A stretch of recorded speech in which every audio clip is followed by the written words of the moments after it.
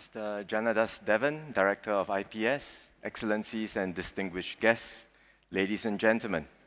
I'm very happy to join you this afternoon at this year's Singapore Perspectives Conference. In fact, I think this is the first time in quite a long while where I have come to a gathering of this size. Not quite like what it was pre-COVID, but it comes pretty close, especially with new safe distancing measures, with an antigen test. I think slowly, gradually, we can make our way back to a new normal. The theme of the conference is aptly titled Reset.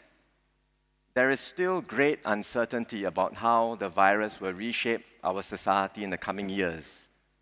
But there is no doubt that COVID is the most serious crisis the world has faced in a long time. The virus has already changed our world, and we have to be prepared for more changes to come. And I think it's useful to think of these changes over different time frames.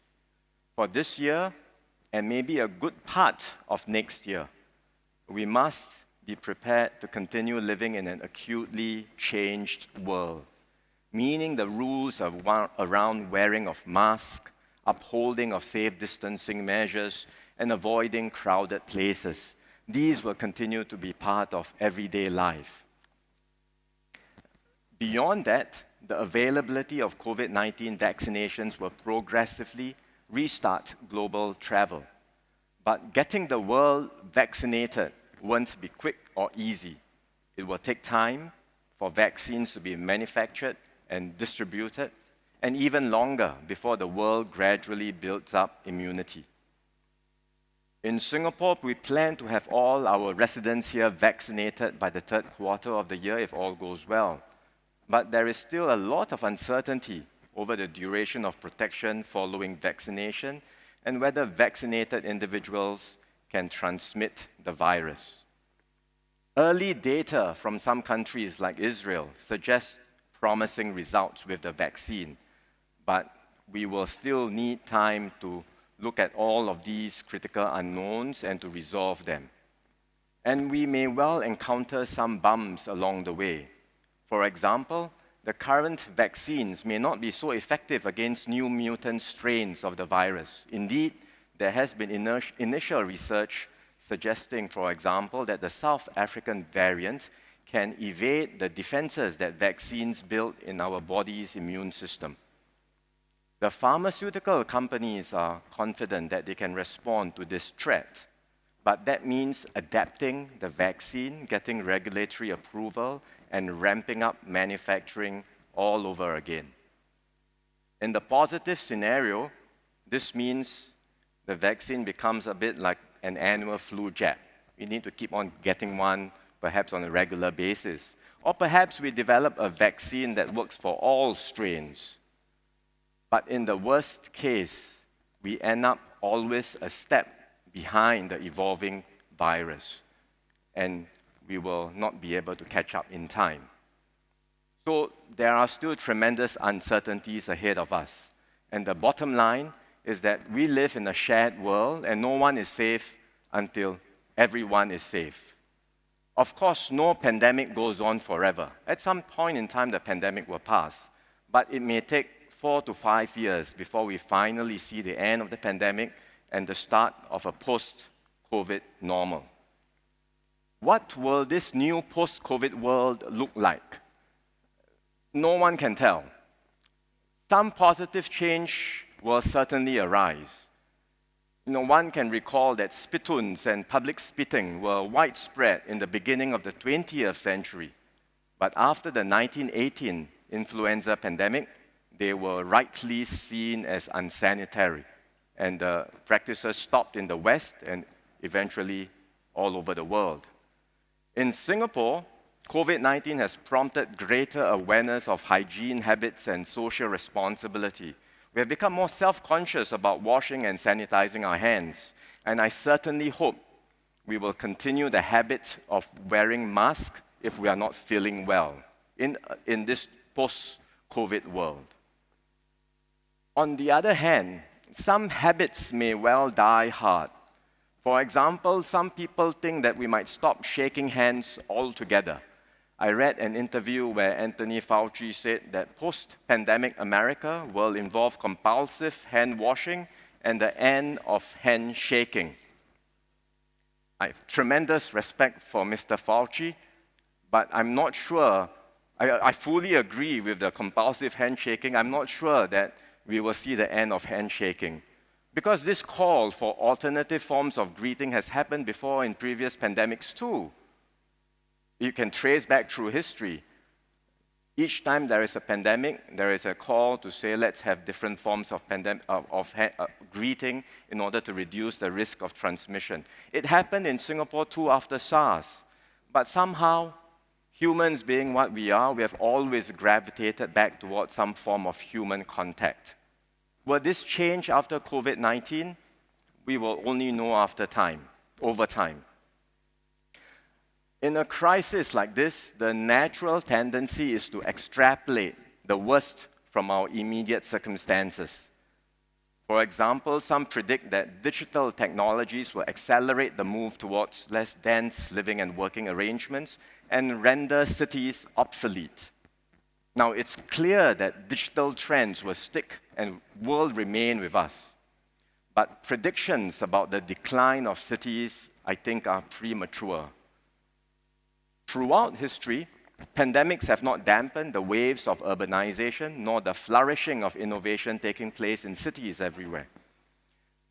When the bubonic plague hit the city-state Florence in the 14th century, it was ravaged and many fled. By some estimates, more than half the population died. But then, Florence bounced back and launched the Renaissance, a period of great flourishing, learning, and discovery.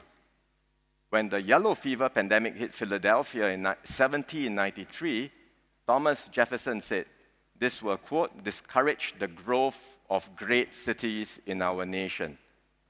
Well, look what happened after that. And after the 1918 Spanish flu pandemic, we saw the roaring 20s and the boom in major cities like Chicago and New York City. So if history is a guide, it has shown that cities can bounce back from catastrophe and emerge stronger than before. And the reason this happens is that cities are not just buildings and monuments. They are fundamentally about the people who dwell in them. And humans are by nature social animals. We are naturally drawn to participation, collaboration, and social interactions. We are also adaptable and capable of adjusting to new situations, and we must never underestimate this human capacity for innovation and learning. So we have the ability to shape what our future looks like. And as suggested by the theme of this conference, let's think of the crisis as setting the stage for a software update, a reboot of sorts, after the tremendous damage inflicted by the virus. Beyond the immediate task of protecting lives and livelihoods, I'd like to highlight 3 resets that we must make in our policy thinking, our lifestyles and mindsets, even as we tide over the immediate season.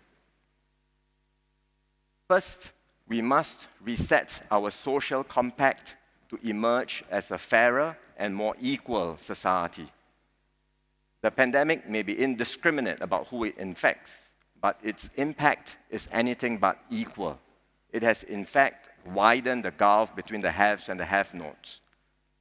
Globally, we see poorer segments of society paying a heavier price, be it in terms of economic impact or access to healthcare. And that's why governments all over the world have had to spend huge sums to help their people cope. In Singapore, it's always been at the top of the government's agenda to reduce inequality and to ensure a meritocratic system that works for the good of all. We recognize that markets are incredibly powerful. They inject dynamism, they transform societies, and give people from all backgrounds a chance to better their lives. But free markets have their flaws. It creates anxieties and stresses about technological change and foreign competition. And we see a continued stretching out of incomes and wealth. So we need a combination of open markets and effective state intervention to level the playing field at the starting point, provide support and buffers for every citizen to help them bounce back from setbacks, and to equip them to excel in an uncertain environment of global competition and technological change.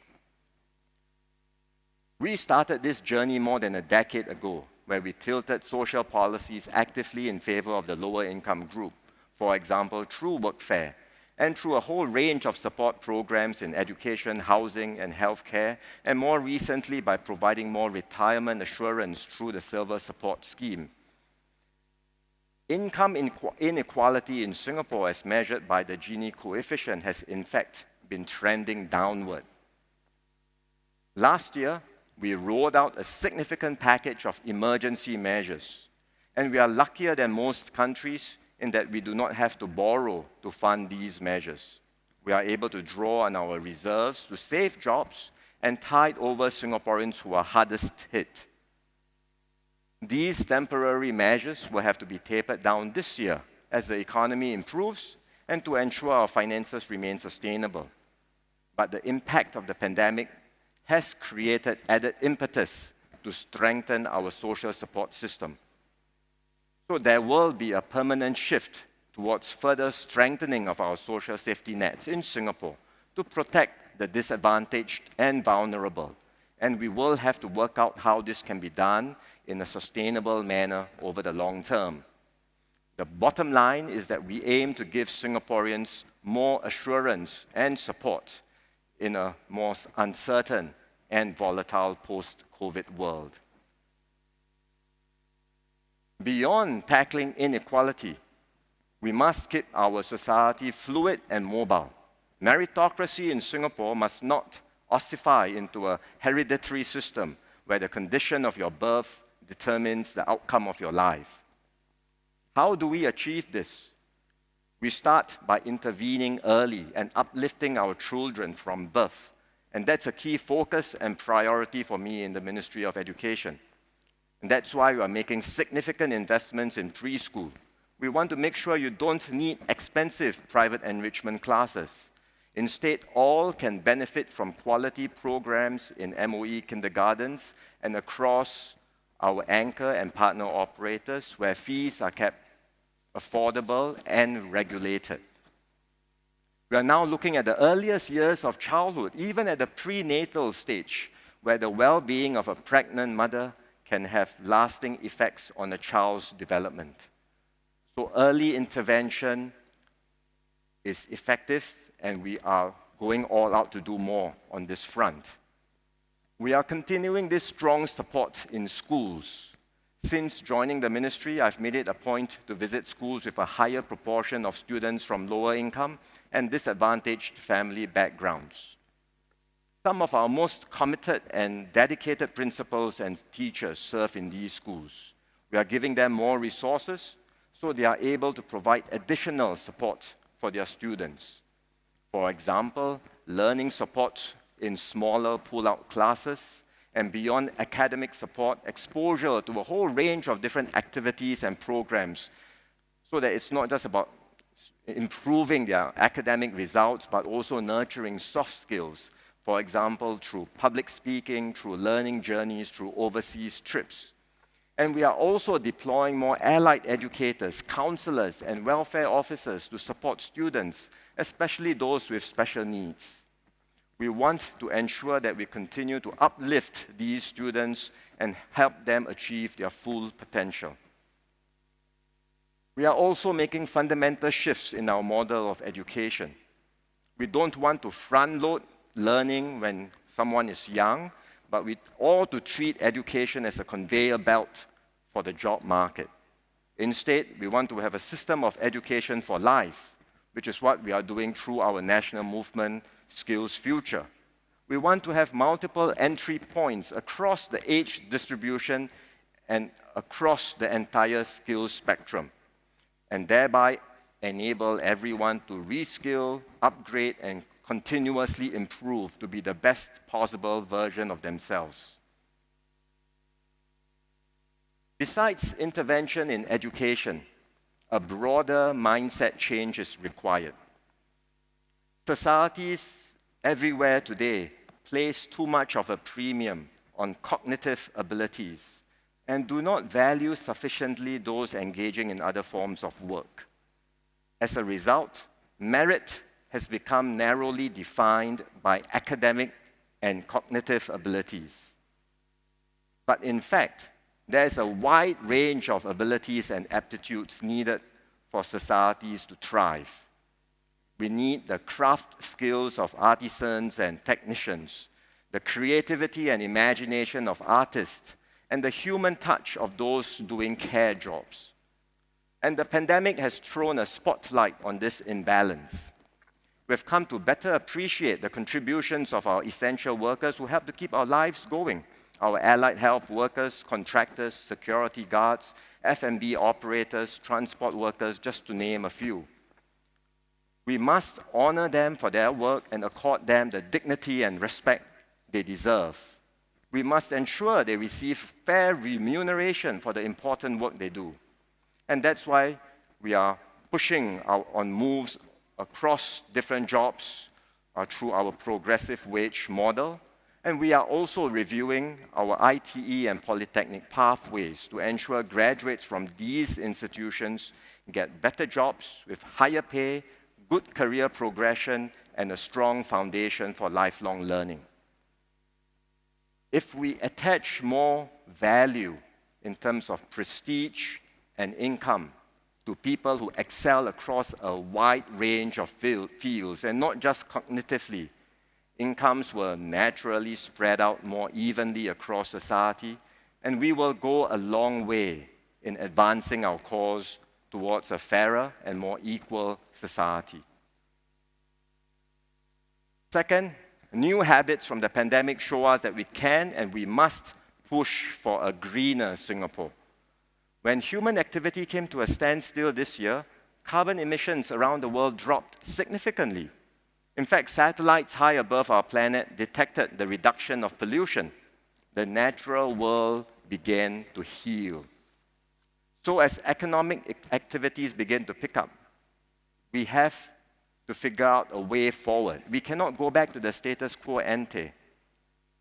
Aside from dealing with the continuous threats of pandemic, climate change will be the existential emergency of our time. So we must build a greener economy and society that's more environmentally sustainable.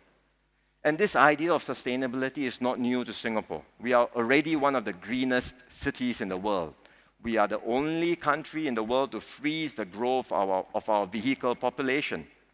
We are one of the few countries to have closed its water loop and to reuse every last drop of water. But we must go further and build on what we have done to achieve greener growth and greener mindsets. And so we are deploying more renewable energy like solar power. We are exploring regional power grids and investing in new capabilities like hydrogen and carbon capture, utilization, and storage. We are transforming our industries to be more sustainable and investing in R&D in new energy and resource-efficient technologies. Beyond that, we have other ambitious plans. We are going to phase out vehicles with internal combustion engines and have all vehicles run on cleaner energy. We are making sustainable living a key feature of all HDB towns, where we incorporate features to reduce energy consumption, recycle rainwater, and cool our towns. We will significantly cut greenhouse gas emissions and seek to achieve net zero emissions as soon as we can. Sustainability can also be a new source of competitive advantage and open up new opportunities for growth and job creation. There is potential for Singapore to be a carbon trading and services hub in Asia, for example, in areas like sustainability consultancy, verification, carbon credits trading, and risk management. We can also be a leading center for green finance in the region and globally. The greatest promise of going green, however, is not about what it will mean for us today. It's about building for the future, for our children and the next generation. We must embark on a sustainability movement so that we can leave Singapore in a better shape for our future generations just as previous generations have done for us. Finally, one silver lining in COVID-19 is that it can present an opportunity for us to strengthen our sense of social solidarity. Throughout history, we've seen societies rise and fall. What is it that enables some society to thrive while others to go into decline? It's a big question, but one of our founding leaders, Mr. S. Rajaratnam, used to ponder over this, and he would refer to the ideas of 14th century Islamic philosopher and historian Ibn Khaldun. Khaldun wrote about the concept of asabiyah. It's an Arabic word that describes the bond that exists in a community. And in his view, it's this sense of community and solidarity that explains the rise and decline of society. When a community starts out, everyone is prepared for austerity and discipline together. People are prepared to make sacrifices for the common good, and society prospers. But as life becomes more comfortable, this sense of solidarity is weakened. People lose their social anchors and seek to advance their own individual interest. And when that sense of community and common purpose is eroded, things start to fall apart. In fact, before we were struck by COVID-19, there were already powerful forces chipping away at social cohesion, both here and in countries everywhere. Even today, in the midst of this pandemic, there are significant minorities around the world who think that COVID-19 is a hoax and does not really exist. This is a pandemic where 100 million people in the world have been infected, more than 2 million have died. And when you do global surveys, we're not talking 1-2%, we're talking significant percentage who think it's a hoax. And this is the great irony. We are living in an age where everyone can access information so readily. People can access raw, instant, unfiltered information from multiple sources. But unfortunately, salacious falsehoods and conspiracy theories tend to gain circulation over facts. And so the irony is, despite the overwhelming ease of access of information, we are living, as some would say, in a golden age of ignorance. We are also seeing the downgrading of expertise because experts are seen as out-of-touch elites, and expert knowledge is sometimes portrayed negatively as a conspiracy by the elites to perpetuate their dominance. And with easy access to information, everyone can claim to be an expert. Just look at how many armchair epidemiologists have emerged during this crisis. Virtually everyone thinks they can say something intelligent about how the virus spreads. Nothing wrong with that. And in fact, it leads to more skepticism and questioning of expert advice, which is in a way healthy because experts don't always get it right, and you do need to have some level of questioning. But when you disregard expertise altogether, I think that's when trouble starts. Or, for that matter, when there is a tendency to view expert advice from the narrow prism of our own social and political tribes. We end up self-selecting information to support and reinforce our own points of view. The economists call this confirmation bias. And there, it just reinforces certain views without allowing us to see things from another perspective. As a result, it's very hard to find consensus. You see in many places a hollowing out of the center as extreme views gain ground, and it makes societies very hard to govern. The pandemic has indeed intensified these divisions in many countries, and it may get worse in some of these places. At the same time, going through a crisis like this can also lead to renewed strength. Because we are forced to reflect on our own values, we develop a more acute sense of shared memories and common destiny. We go through difficulties together, and we forge a stronger sense of group solidarity and social cohesion. So which path will apply to Singapore? How will the pandemic change us? I am confident that we will prevail and emerge stronger from this crucible. And I do not say this lightly. I speak from my own conviction of seeing the best of Singaporeans over the past year, in the face of adversity and very tough conditions. I've seen frontline workers, both in the public and private sectors, giving their all, working round the clock through the past year. I've seen many ground-up initiatives, people stepping out of their comfort zones to look out for the vulnerable and to help those in need. And I've seen the resilient attitude that Singaporeans have shown, affirming the values we have nurtured since the founding of our nation. This renewed sense of solidarity is critical as we recover, and it will enable us to build a better society together. And that's why the government is intentionally creating more opportunities for our citizens and stakeholders to be part of the decision-making process, including in policy and implementation. Through the emerging stronger conversations, we are bringing together Singaporeans to share their hopes for a post-COVID society and to discuss how we can partner them to get there. We are also strengthening our engagements with young people on the SG Youth Action Plan, starting with their vision of Singapore in 2025. And we are convening more alliances for action, action-oriented coalitions with a mix of government, community, and business stakeholders to solve our problems and co-create solutions together. And we hope all of this will pave the way for much higher levels of participation in shaping our future Singapore together. So in conclusion, we've just crossed the one-year mark in our fight against COVID-19. As we have said before, this fight is far from over. There are still many, many uncertainties ahead of us.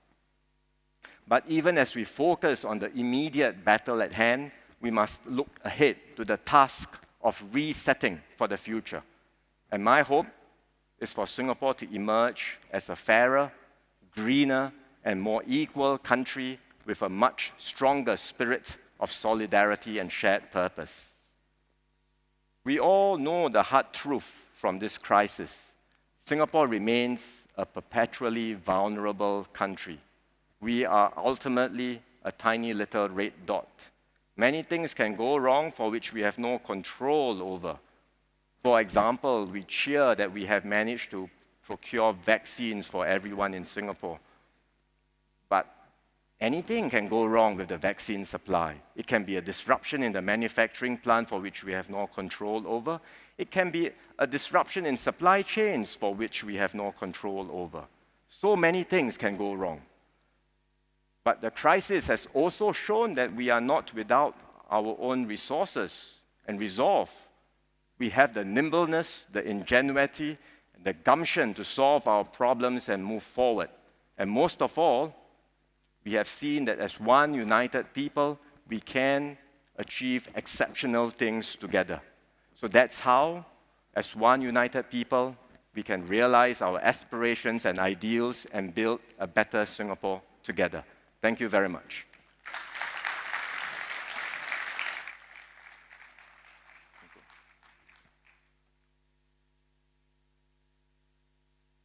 Thank you, Minister. Now, before we begin our question and answer session, a quick reminder for our physical audience. Please leave your mask on as you ask your questions. Raise your hands, our mic runners will come to you, but leave your mask on. Now, without further ado, let us begin our question and answer session. Gentlemen.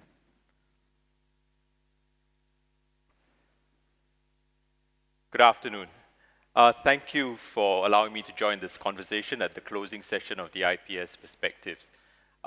It's a pleasure to be here with all of you, and I just wanted to also congratulate the organizers for really making a virtue out of necessity and organizing these series of virtual conversations, which has enabled us to have a really good diversity of views and perspectives over the last few weeks, and which I think we will want to come to in the discussion.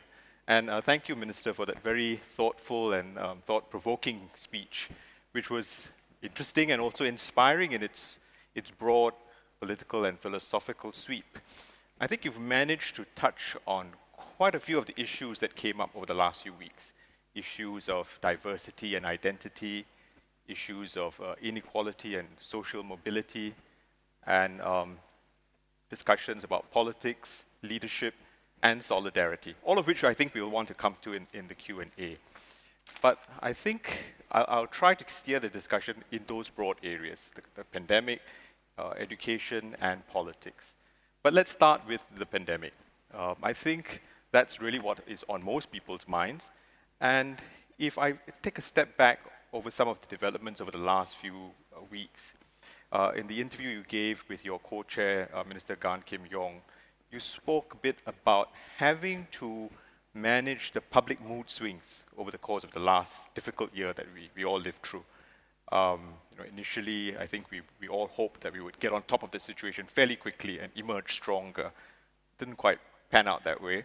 And then you mentioned the sense of impatience to sort of hunker down and get on top of the situation, which kind of swung the other way a few months later to the sense of impatience that we weren't opening up fast enough. And then now, of course, with the latest measures, a little bit of gnashing of teeth about the tightening up for the Chinese New Year period. And I think it also struck me that you also said you felt a sense of déjà vu at some of the questions that the journalists were asking you last week. And because we have made progress, with the vaccine, with testing, with ramping up our healthcare facilities, but there are also challenges, as you mentioned at the end of your speech. The delivery of the vaccines could get delayed. There could be new variants. So in a way, we are back to where we were last March or April. So some people are wondering, is 2021 going to be a rerun of 2020? I don't think many people want to watch that movie again. Or is it going to be a sequel? Minor variations in the plot, but pretty much like what it was. Or are we thinking of a remaking of the movie? Or something quite different with new narratives and new plots and new players? That brings me to my question, which is related to this idea of reset. IPS has made reset the focus of its conference. The Straits Times made reset a focus of its conference. The World Economic Forum is making reset the topic of its conference. But I'm not so sure we are all talking about the same thing. Because reset could mean, if you ask an IT professional, every time something goes wrong with your computer, he says, press the reset button, and you kind of go back to where you were without any change. Reset in a bilateral context could mean having a fresh start, leaving the past behind. But it could also mean something quite fundamental. And I think you alluded to that in your speech. Some major changes in the way we think, changes in paradigms. So I just want to start by asking you, when you think about reset, what is it you have really in your mind? And what do you think that we as a society most need?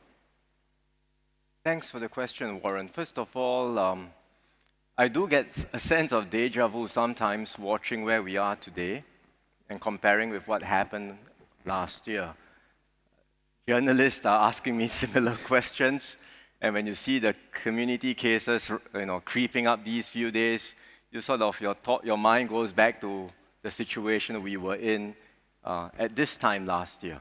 But there are important differences, and we should recognize these differences. We are in a far better and stronger position today. Our testing capabilities are much higher than they used to be.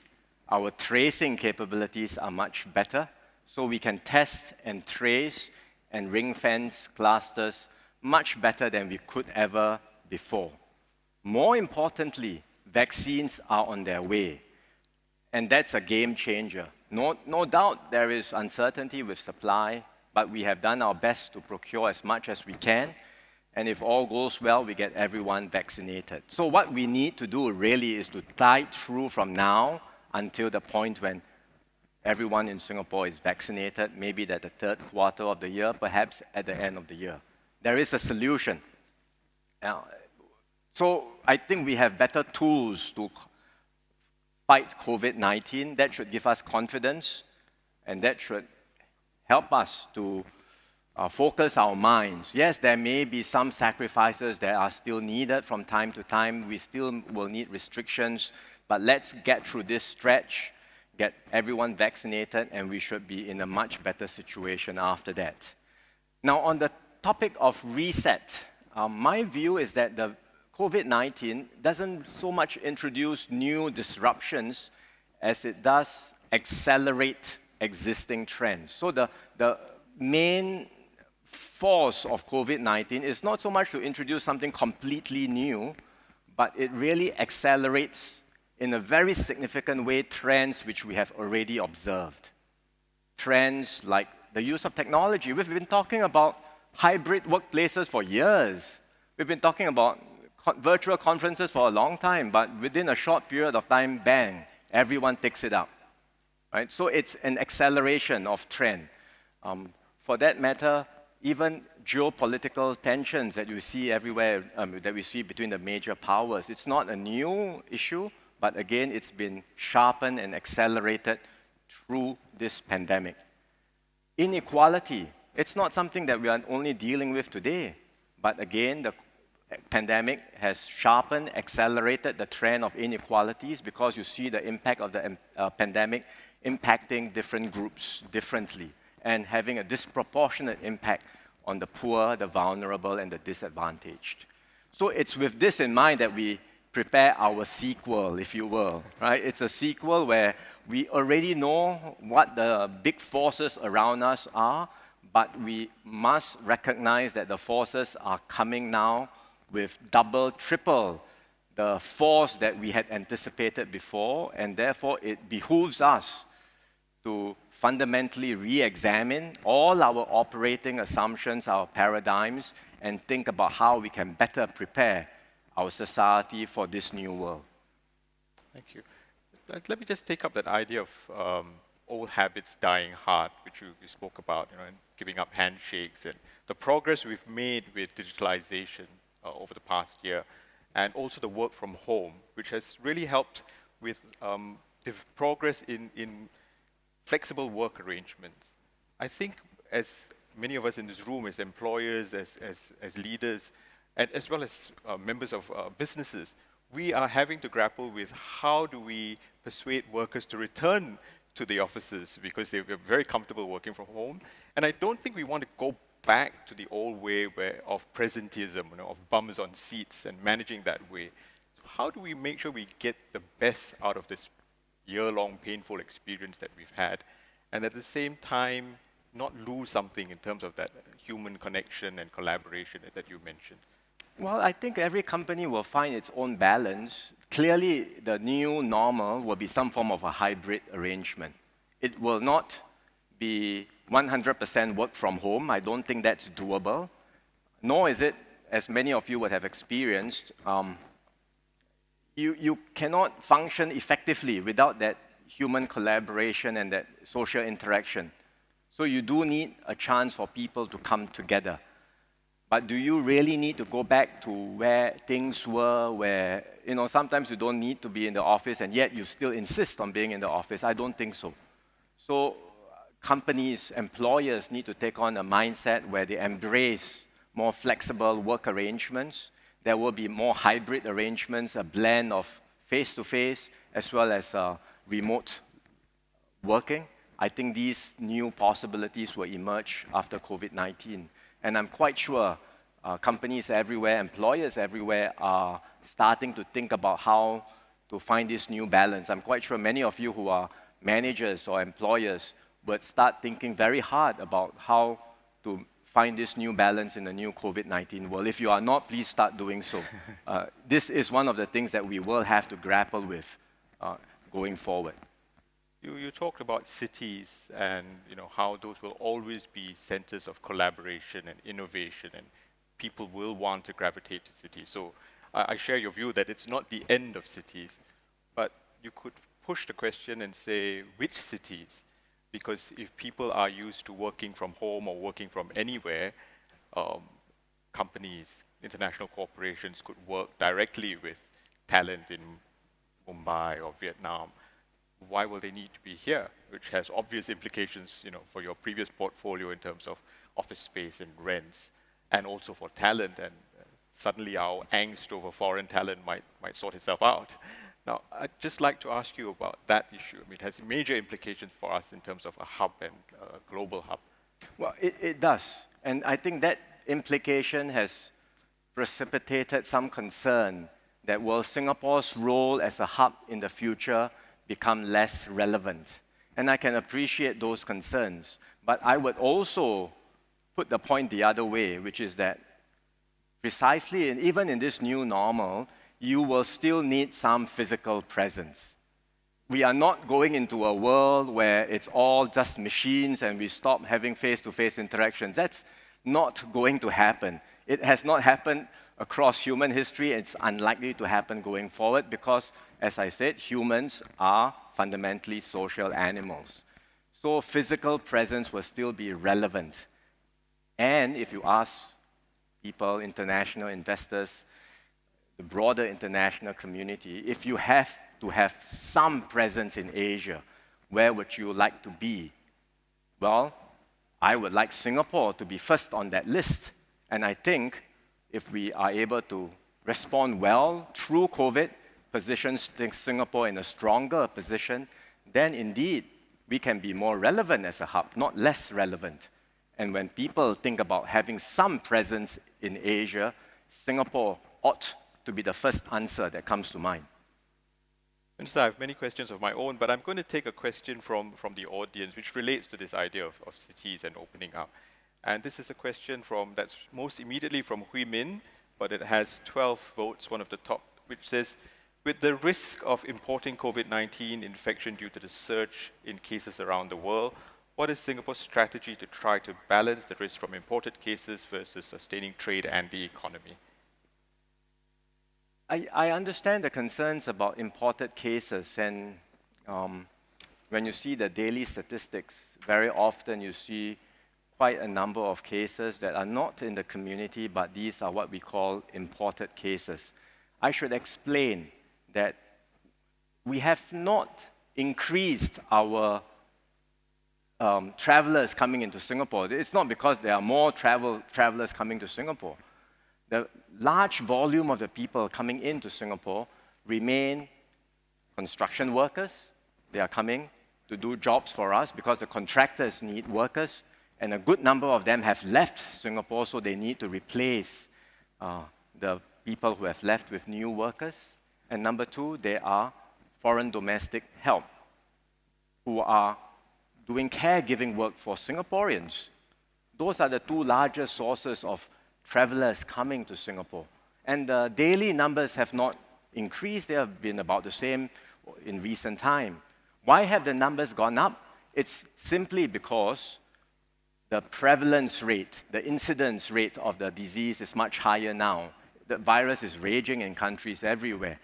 We require them to serve a be administered with a pre-departure test 72 hours before they come in order to screen off those who are already infected. But the nature of these sorts of tests is that it's not foolproof because you could be incubating the virus. You take the test, you're negative, but later on you may very well turn positive. And that's why we have taken all the precautions necessary to make sure that when these travelers come into Singapore, we put them on a stay-home notice requirement, up to 14 days, sometimes even now extended to 21 days for certain countries, but we keep them in quarantine so that we isolate them from the community. And those are precautions that we have been taking all along and we will continue to take to ensure that even as we have a continued flow of people coming in, which is needed for Singapore's economy and society to function, we do all that is necessary to take the necessary precautions and safeguards and isolate these cases from seeping through our community. Are there questions from the floor? Because it'd be nice to have a sort of interactive discussion. I see a gentleman's hand at the back there, table 3. A mic's coming to you.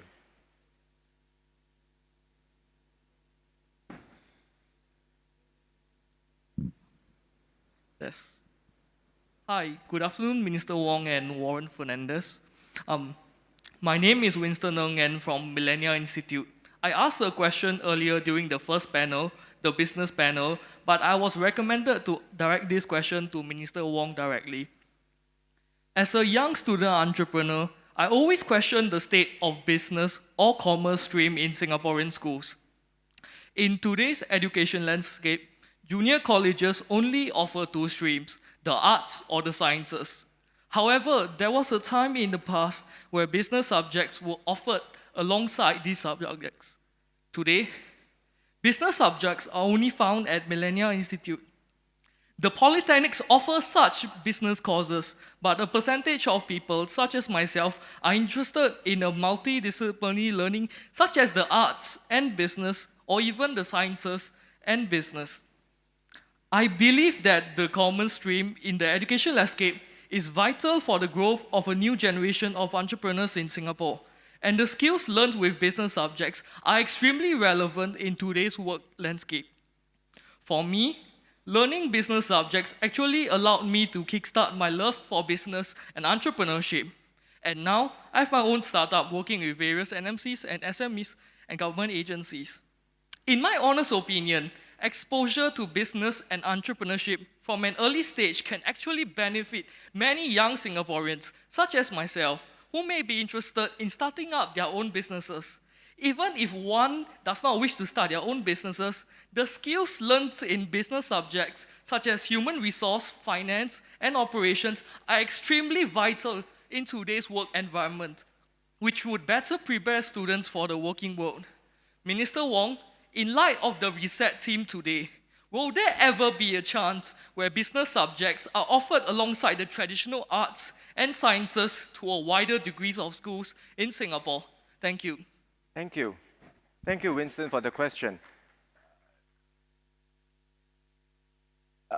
The education Singapore landscape in Singapore is always evolving. So I would say it's something we will always consider. What's the best mix of subjects to be offered across all our institutions? In the past, you are absolutely right. JC students could take commerce, but over time, a lot of the commerce subjects have been offered by the polytechnics, where they offer HR, finance, accounting. And so students who are interested in more applied subjects now go to the polytechnics, where these are applied subjects geared towards the job market, whereas the JC curriculum has evolved to one that is providing more fundamental knowledge, arts, science, humanities, and not so much in the applied sense. What is the right balance? Should we now reintroduce some applied subjects into the junior college? It's something that is always on our minds, and so we will continue to review and consider what's the best format, what's the best balance between subjects that are offered in the junior college versus those at the polytechnic. But I would make a second point, which is very often we think about education that needs to be front-loaded within this first 20 years of one's life. What's the best combination? But really, that it's not possible to teach and learn everything within that short period of time. Right? So we really need to think about learning from a lifetime perspective and consider the different modes in which you can acquire new knowledge throughout one's life. Right? So a JC student that doesn't have exposure to business can always do so later. Likewise, a student like yourself or someone in the polytechnic that has exposure to business may acquire another form of knowledge which you did not have the chance to do so during your time in Millennia Institute or the polytechnic. Right? Because it's not possible to front load and cram everything within the short duration of time. So if we take that perspective that really it's not just what I can do within 2 years, but what we can do over a lifetime, I think many, many possibilities open up. And we can continue to think about different ways of acquiring new knowledge.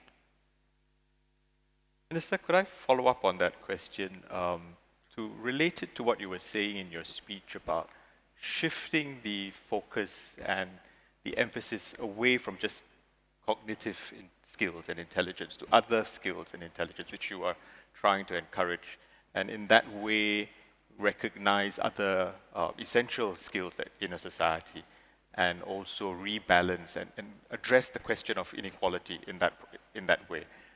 Education, therefore, being the great leveler. And I was quite struck that you said in your speech that you were visiting schools from less well-off neighborhoods and trying to make sure they had the resources and the ability to help people from those backgrounds. Now, because you are the new education minister, it'd be interesting to hear in your own words how you are framing your sense of priorities for the education system. And if I go back in time, I mean, your predecessors, S.M. Tharman, framed it simply as teach less and learn more. So Heng Swee Keat had the idea of every school being a good school, talking about quality as well as inequality. And your immediate predecessor, Sir Ong, talked about lifelong learning and skills future, all of which you are building on. But in your mind, how would you crystallize your priorities as education minister?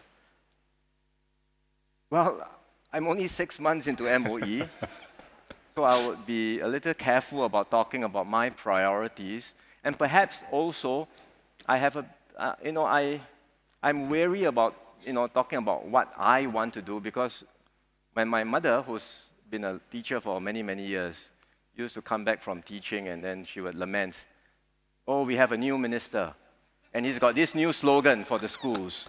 Oh, we've got a new PERMSEC, and he's got this new program in mind.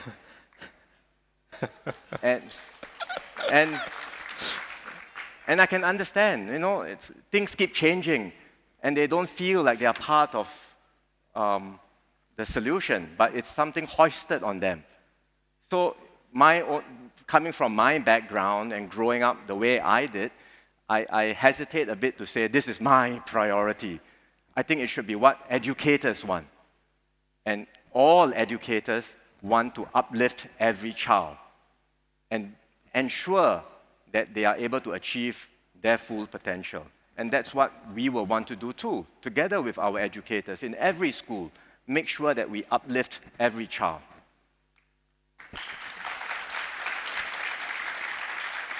I'll be sure to ask you the same question in a year from now, so long as you don't have a sense of deja vu. But related to that question on education is this one which is getting a lot of traction about how the pandemic has sort of awakened a sense in Singapore about wanting to deal with the inequalities in our society and addressing the needs of the less well-off, as well as the foreign workers in our community. I'm interested to hear your thoughts about how we might grapple with inequalities both within our community as well as with others who come to work here. Well, so as I said just now, let me just look at the question.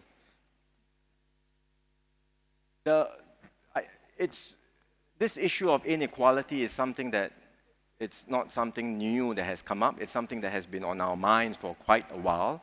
Within our Singapore community, we have done quite a number of moves. I highlighted some of those in my speech. And we will continue to review and examine what we can do to strengthen our social safety nets, taking care of those that are disadvantaged, those that are vulnerable, those that are unemployed, what additional assurances and supports we can provide, and then looking at mobility as well, ensuring that children from disadvantaged homes, from lower income groups can get the best chance to thrive and do well. Beyond that, I think the issue is about what can we do for our migrant workers too, and indeed we must do more. I think the pandemic has shown that all of us can do more to respect the dignity of our migrant workers, appreciate and value them for the many, many contributions that they give to our society. And this is something the government can do better. It's something that society can do better too. I recall when we had to decant some of our migrant workers from the dormitories to new living arrangements in order to reduce the density of the dormitories. And we had to set up these temporary dorms in some of our neighborhoods. It's not such an easy thing to do. A lot of reaction from the public. And I can understand why, but I hope through this pandemic and through our reflection on what has happened, we can all start to change our mindsets, start to appreciate better the contributions of our migrant workers, and that the government is doing its part because we've talked about building new dormitories, reducing the density of the existing ones, putting in place new norms in these dormitories, and we will need to build many more of them. And we hope Singaporeans will also start changing the mindset and embracing migrant workers as being part of our community. And should there be a dormitory built near to where you live, let's not have this NIMBY syndrome anymore. Let's understand that they too are part of our community and we should embrace them. Minister, a good follow-up question which was trending even as you were speaking is this one by Nicholas. How can we encourage employers to raise salaries, to add value, and raise the status of more jobs? And how can we in turn encourage society to see the value in traditionally low-paying, low-status jobs? Yeah, it's ongoing. This is not something that can change overnight. I mentioned earlier how societies everywhere now place a high premium on cognitive work and not enough on work or other forms of work. If you think about the spectrum of work, there's head work, there is hands work, technical, hands-on work, there is heart work, work that involves the human touch or caring. And I think that balance in many societies have shifted towards a lot of emphasis on head, but not enough on hands and heart. And we do need to strike a better balance. It means not just incomes, it also means recognizing the contributions of every worker across the entire spectrum and according dignity and respect to the contributions of each worker. Will that happen so easily? I think it's not so straightforward. It will take time, but again, if there is one reset that can happen after this pandemic, if there's one thing that forces us to think differently, as I alluded to just now, it is that I think all can see for ourselves the vast contributions that many of these people in the essential workforce make to our lives and how we should honor them and appreciate their contributions. So that goes to the societal mindset, and I hope the pandemic will start to shift that. I have hope because when I go to schools and I talk to young students and I see the kinds of things that young students do, they write thank you notes and appreciation letters for what has happened, and they reflect on what has happened and they write these thank you notes. And many of them spontaneously, not because I'm around or because the teachers ask them to, many of them write thank you letters to migrant workers and to workers in the essential sectors, frontliners. And that gives me hope that, with the next generation, they will have a different mindset about the contributions of workers and about recognizing these workers. Now, going beyond that mindset, it's really also about incomes. We need to have better incomes for these workers. Part of it can be done through government policy, and that's why we are talking about the progressive wage model, rolling it out, getting wages to be higher. But part of it is by the employers themselves, redesigning jobs, enabling these workers to be more productive. And that requires some form of industry transformation, which we are trying to facilitate. We have grants and incentives, but we also need employers to come on board. And then thirdly, we are doing everything we can on the training front to upskill the workers and to give them new skills so that they can take on these new jobs, become more productive, and contribute more. So it's not just a matter of employers, increasing pay without seeing the additional productivity of the worker, but through job redesign, through skills training, the employers can see these workers contributing more, and with that added contribution, they will justify higher pay as well. So these are moves we are making, and we hope we can make significant changes in the coming years. Let's take another question from the audience. Can I see? Over there, yes, lady waving at us.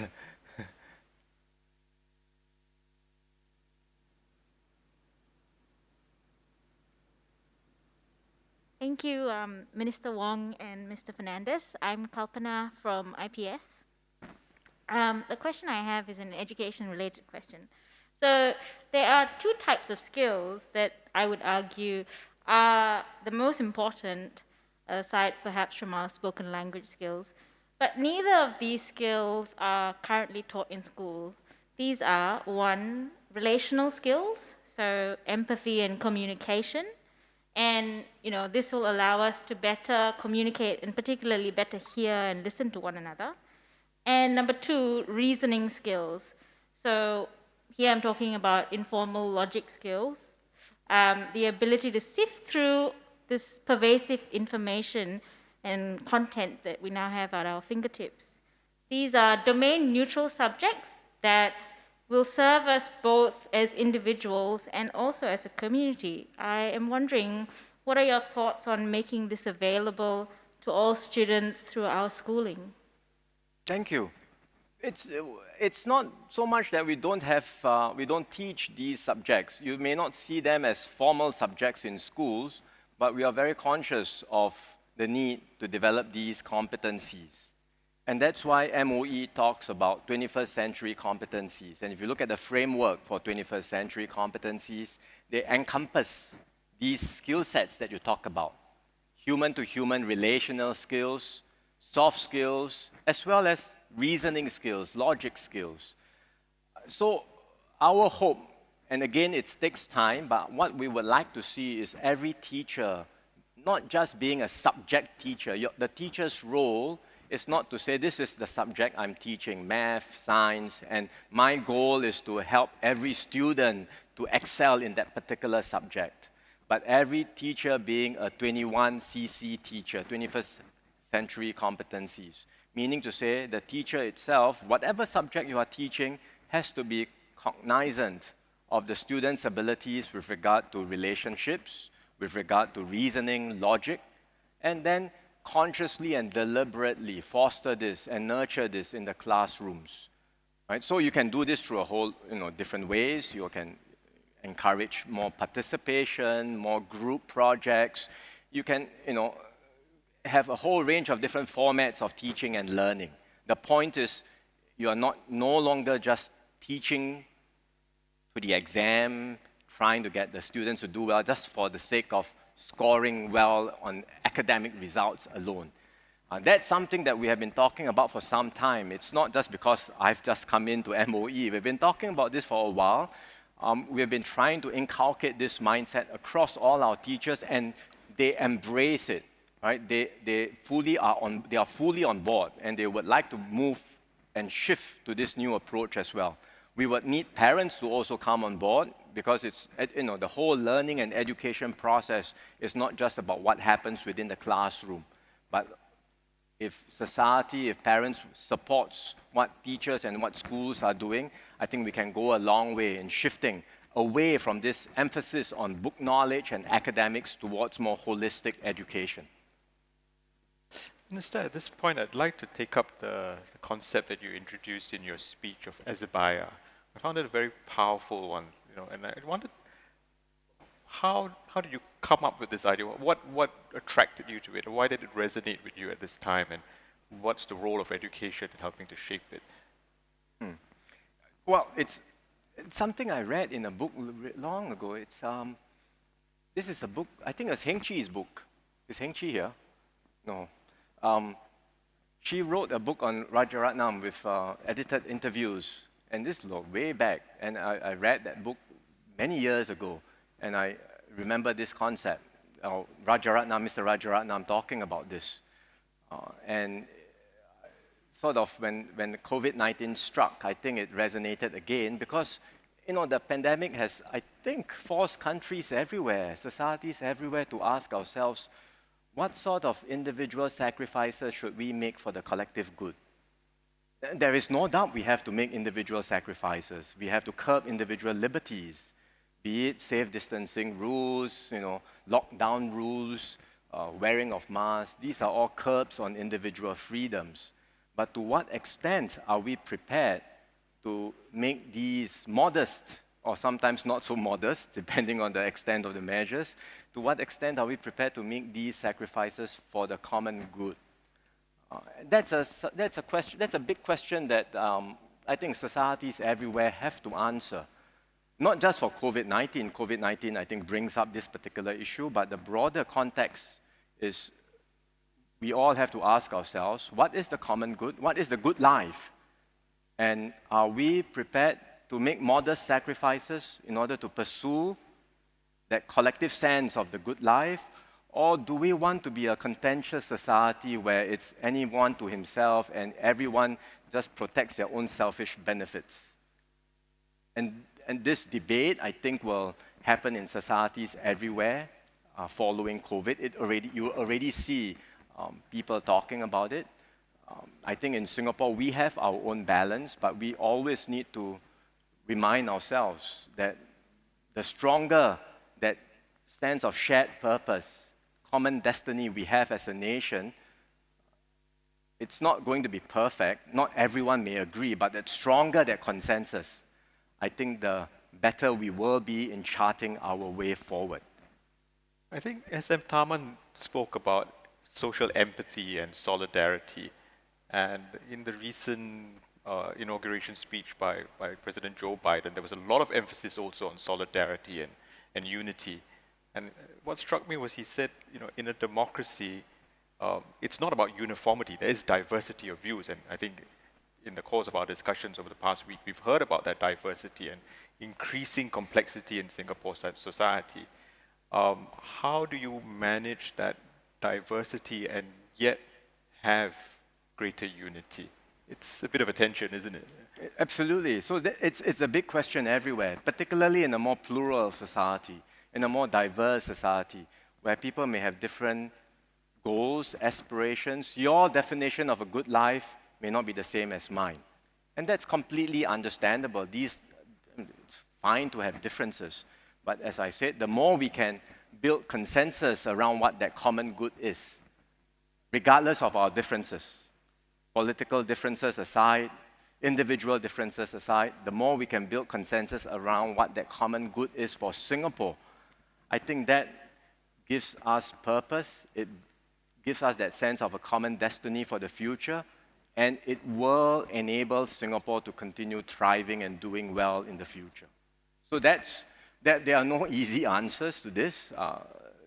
Societies everywhere will have to grapple with it. I think it is so much more important for Singapore, given our small size, that we maintain that strong sense of consensus and not end up frittering away at cohesion and have individuals or individual groups lobbying only for their own interests and neglecting what is at stake, which all of us have common ground in. Is it becoming harder to do in this age of ignorance that you talked about? I think it's becoming harder to do for countries everywhere.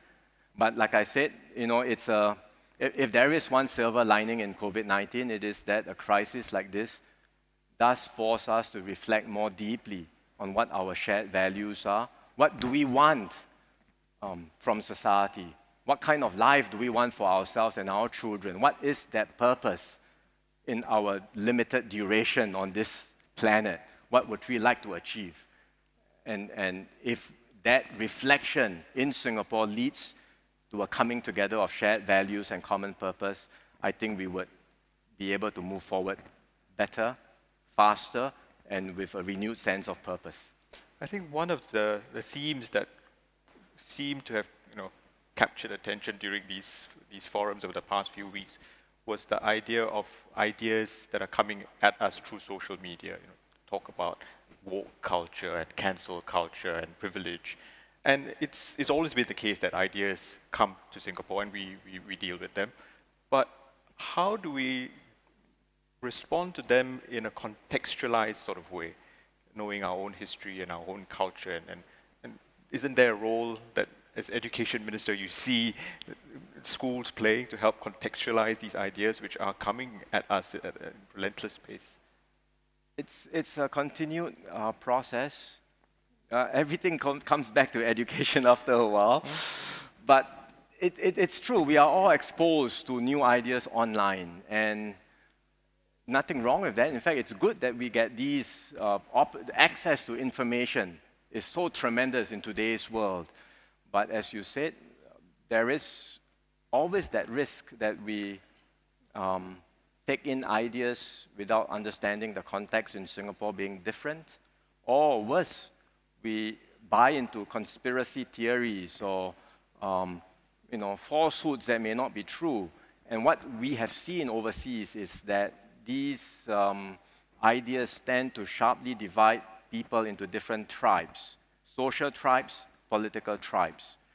And when that happens, as I said, you become very resistant to hearing from the other side, right? You self-select information to reinforce your own blind spots and biases. And then it starts to polarize. And that's very worrying. You see this happening in many places. Can we avoid this happening in Singapore? We must try our very best. We must do our, in education, in schools, we will continue to focus on cyber wellness, helping students to navigate through the internet. But in the end, it depends on all of us as Singaporeans to decide how best we can navigate this new landscape. I was hoping you'd say you need good media as well. But never mind. Is there another question from the floor? There's a role for that too. Yes, please. Rhino.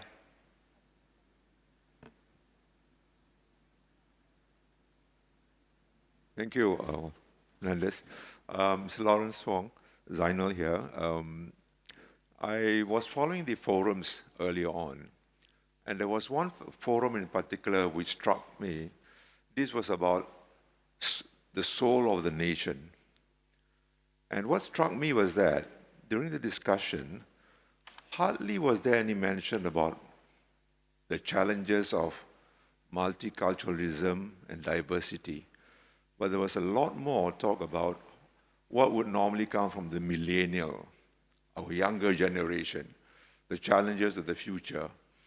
So that brings me to this question. I mean, earlier on there was a session on social cohesion, and there was talk about cohesion. But even that, it was in the context of social cohesion rather than ethnic cohesion or multiracial cohesion. And earlier on, I think Chris G here did a very wonderful summary of the earlier session when he used the example of a mandala. Mandala as a design in terms of things of getting in place, and this is what we see in Singapore. So back to the question of soul of the nation, how do you see, not only as Minister for Education, as maybe, if I can say, 4G generation with hopes of taking us to the future, how do you see Singapore, our multiracial, multi-religious Singapore, in the context of that mandala, and whether you see multiculturalism and multiracial cohesion as a big issue, and whether we are actually equipped to handle the changes to come in the future. Thank you. Thank you. Thank you, Zainal. It is a big issue. And I would say that our aspirations and ideal for a multiracial, multicultural Singapore must continue. We must strive for that ideal. It's a continued work in progress. Is there still racism in Singapore today? Yes, of course, there is. Let's acknowledge it. But is the situation today better than it was 10 years ago, 20 years ago? I would say it is too. I would say I hope most objective observers would acknowledge that it is better. But is it perfect? No, it's not. So our aim must be to continue working at this, trying to reduce the imperfections, trying to make it better year after year after year. And that includes us re-examining all the things that we have done with regard to all the different policies we have to bring about a stronger, closer union of people. There are a whole range of issues that we can talk about, whether it's ethnic integration quotas, whether it's self-help groups. none of this should be cast in stone or regarded as sacred, cannot be changed, right? But we constantly review, evolve, look at ways we can achieve a better, closer, multiracial, multicultural society. We must do our very best to ensure that identity politics that is divisive and polarizing never gets a chance to take root in Singapore. I think when that happens, it really fuels the worst tendencies in people. It breeds hostility and divisions, as we have seen in many other places. So let's recognize that this is an issue. It is an issue. We are continuously working at it and making it better. Minister, we're almost running out of time, but I'd like to bring the discussion back to politics and the politics of the pandemic, so to speak. Some people have said you've had a good crisis, being fronting the whole effort in a way. A good crisis? In a way, yes. What does that mean? Well, let me get to that. I mean, you've had to, your co-chair has described you as a decisive leader. And you yourself described how you had to manage having to take difficult decisions, in the face of ambiguity and uncertainty, and having to sort of sense the public mood and carry the ground with you. So I'd like to hear your thoughts about how you grappled with having to take those difficult decisions. Was it mostly head, or heart, or gut? What did you do to help you make a decision? And also, more broadly, what did this very difficult year that we all lived through, but you especially, what did you take away about the exercise of political leadership? You always save the best questions for last. It's certainly not about deciding by gut, right? I don't trust my own gut. So I have obviously gut reactions to anything that comes up, but in decision making, in a situation like this, it is not just based on instincts. You've got to look at data, you've got to look at evidence, and we have a whole team of people helping us, experts, scientists, advising us. So we bounce ideas off them very rapidly, constantly almost. We get daily updates. Each time new developments happen, a new variant that develops. Is there a risk? Is there no risk? Should our measures be updated? It's a constant daily affair. This has been my life for the whole of last year, and it continues to be, possibly for the whole of this year. It's a constant daily affair, tracking these developments, getting inputs from a whole range of different people, sensing, as you said just now, also the public mood, public sentiments. Not so much that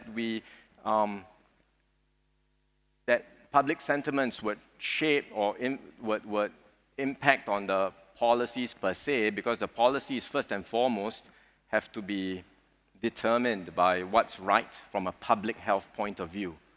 But to some extent, the implementation of the policies do depend on the public acceptance of these measures. And that's a judgment. If the sense is the public is not prepared to accept the measures, we can talk about having new measures, but if the compliance rate is very low, then it's not going to be effective. So we have to think through a whole gamut of different issues before we develop any new measures. That's the very challenging, almost exhausting part of the work. But I think it's more than just about me. It's really a whole team effort behind this. We have many ministers on the task force, each overseeing different responsibilities. DPM Heng is the advisor to the task force. He provides us with useful inputs and guidance, SMTO as well. And then we have an excellent team of public officials across the entire government, across different ministries and agencies, all working together. And we've had to sort of ramp up very quickly at the start of the crisis, but by now, the processes are much better. The interagency coordination work is much more efficient. So it's that kind of work that continues, and we will have to keep on adjusting, keep on monitoring the situation. Never quite sure what will throw up, what new uncertainties will throw up the next day. Right? So this is just part of dealing with a crisis like that. Your second part of the question was about. I've forgotten what the second part of the question now. but I really had one more question for you, and the monitor is saying time's up. But I do want to ask you this question, which was your last rounding up statement about emerging stronger. And I noticed you said that I do not say this lightly. And it's easy to say, but I felt the conviction when you said it. And I wanted to ask you, what makes you so sure? I think going through an experience like this and a crisis like this it's really quite surreal if you think about this. No one would have imagined a year ago that the world would have come to a standstill, travel will be stopped, and we will be where we are today. No one would have imagined. When we say it's a crisis of a generation, and at that stage, last year, some people said, oh, this is scaremongering, everything will pass. By the summer of 2020, things will be over. It's not over yet, and it's not over by a long shot, because we may still have to live with this for a year, 2 years, 3 years, who knows?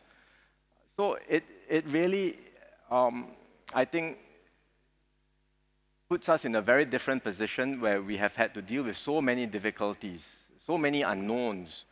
But I've been fortunate in having this front row seat at seeing people responding to the crisis. At face-to-face, in close proximity. When, for example, we had so many cases breaking out in the dormitories. And that, in many ways, was our darkest hour last year. More than 1,000 a day.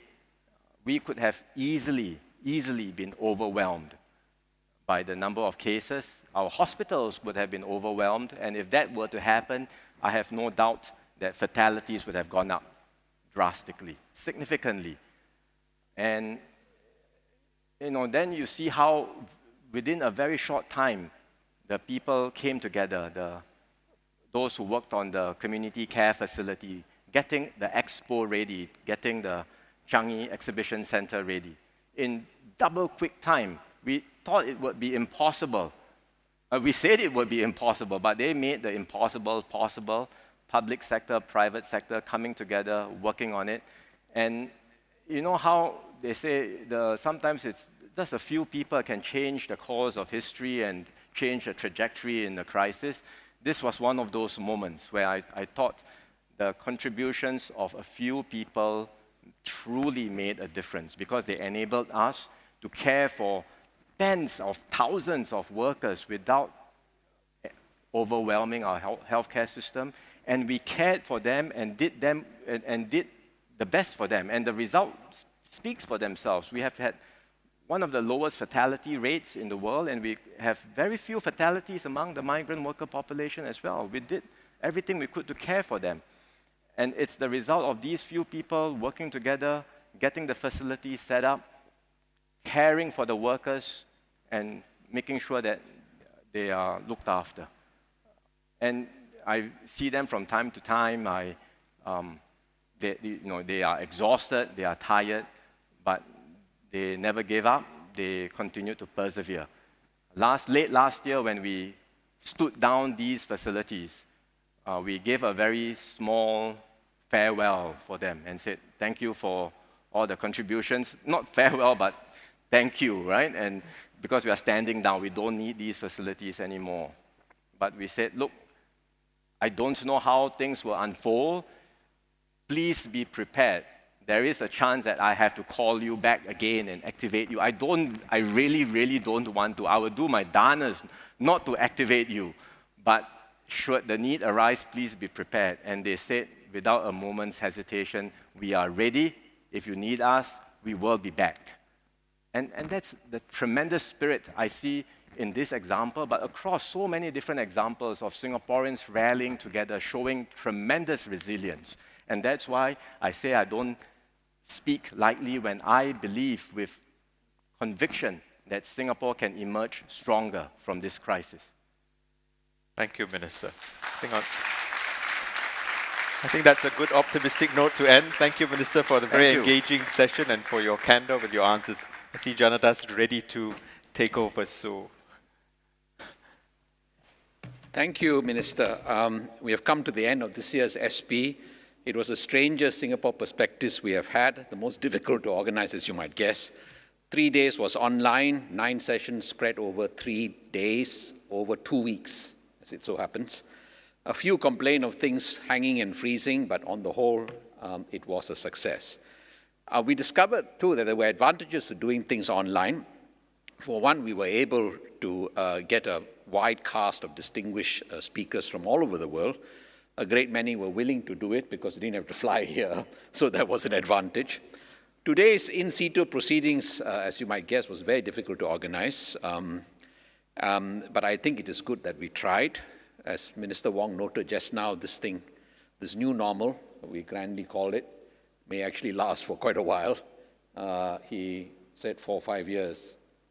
So I ideally hope you're not right, but who knows? As you might guess, there are many people who worked very hard to put all this together. First of all, I want to thank our sponsors. They are listed on the board. My colleague, please do thank them. Some of them are very long-time sponsors and supporters. My colleague Christopher Gee did the heavy lifting, organizing this conference, curating the subjects, choosing the speakers, persuading them to take part. And of course, IPS excellent admin staff, all of them. This year, because we had to do so many things, including testing all of you, almost the entire IPS tribe of about 70-odd people were called into service, registering, ushering, and so on. But I would like to thank in particular a few, our fundraiser, Hansen, who of course did all the liaising with our sponsors. Publicity, Kaisin, you may have run across her. Regine, who was a tremendous help to Chris, supporting him with dealing with about 52 speakers, that's how many we had, and moderators, with 9 being overseas speakers. So it's quite an operation. Chai, he was hired to do our digital stuff, and he did. I think without him, we would not have done these online sessions. And finally, Seeling and Zahida, who you may have seen run around, they did the administration and organized everything else. I want to thank in particular MBS, the Singapore Tourist Promotion Board, as well as MOH. They were all of tremendous help.